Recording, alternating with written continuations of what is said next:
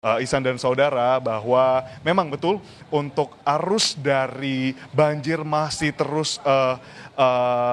terlihat deras seperti itu, terutama di bagian kali. Jika kita lihat di sini jembatan yang menghubungkan dari Villa Nusa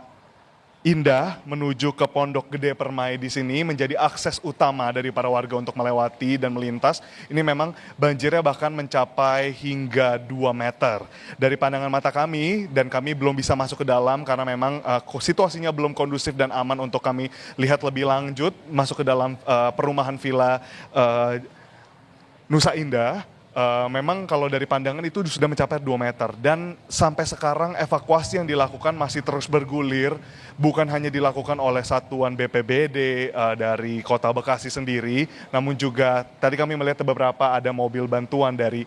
luar Kota Bekasi, di antaranya ada dari Jakarta, dan juga tadi kami sempat berbicara dengan beberapa masyarakat di sini, beberapa di antaranya bahkan secara swadaya bagi kantor atau maupun bagi tempat pekerjaan mereka yang kira-kira memiliki alat bantuan, alat perlindungan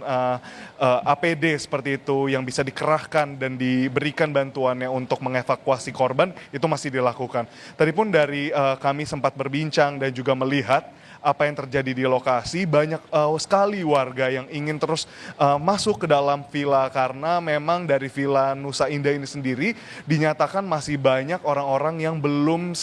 terevakuasi sampai sekarang. Di antaranya terdapat lansia, anak-anak, dan bahkan juga beberapa dewasa muda lainnya. Nah, untuk angka sendiri kami masih terus memastikan, karena sampai sekarang untuk pihak dari Basarnas, tim gabungan Basarnas yang bisa kami gali informasinya masih terus melakukan evakuasi. Dan jika dilihat dari peta yang kami tadi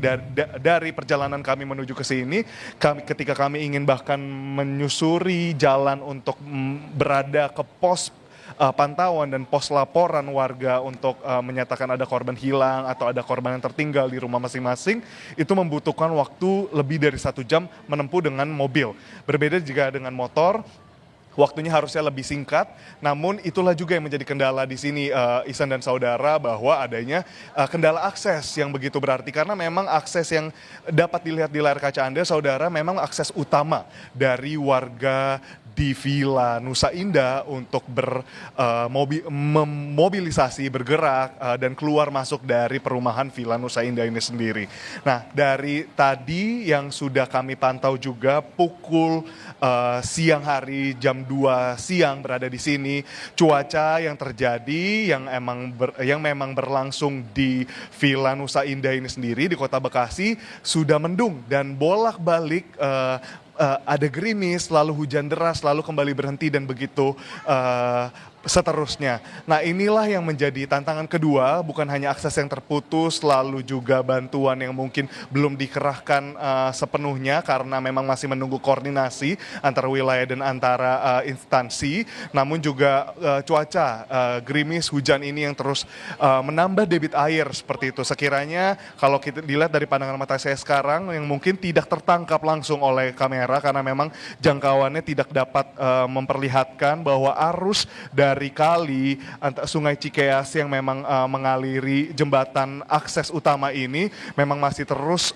begitu deras, dan ini memang berdasarkan keterangan warga juga yang memang menyatakan sejak kemarin setelah sholat tarawih kurang lebih pukul 7 malam, memang warga sudah merasakan hujan deras hingga pagi, dan puncaknya bahkan tadi pukul 11 malam itu sudah ada banjir dengan ketinggian 50 cm, namun karena ada kiriman yang dinyatakan melalui Sungai Cikeas ini dan dengan tanggul di Kota Bekasi yang memang dari kesaksian warga itu sempat bocor, sempat keluar Jadi debit airnya juga tidak dapat tertahan oleh tanggul. Nah, selain itu, Ihsan dan saudara, yang menjadi perhatian bersama adalah bagaimana warga yang terus ingin melakukan evakuasi secara mandiri. Nah, ini tentunya sangat berbahaya karena memang kalau dilihat dari jalanan yang tertutup air, ini airnya berwarna pekat coklat, tidak dapat terlihat jalanan lagi, dan bahkan dari tempat saya berdiri sekarang, tempat saudara bisa menyaksikan visual yang ditunjukkan oleh juru kamera kami, itu memperlihatkan bahwa kurang lebih sekitar 1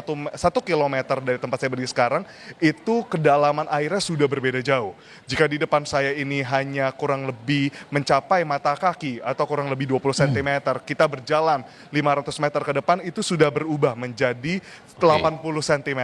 Berjalan kembali 500 meter sudah menjadi kurang lebih sampai leher, dan bahkan sampai 150 cm. Nah, inilah juga yang menjadi perhatian supaya bantuan dapat dikirimkan segera. Harapannya dari tim gabungan dapat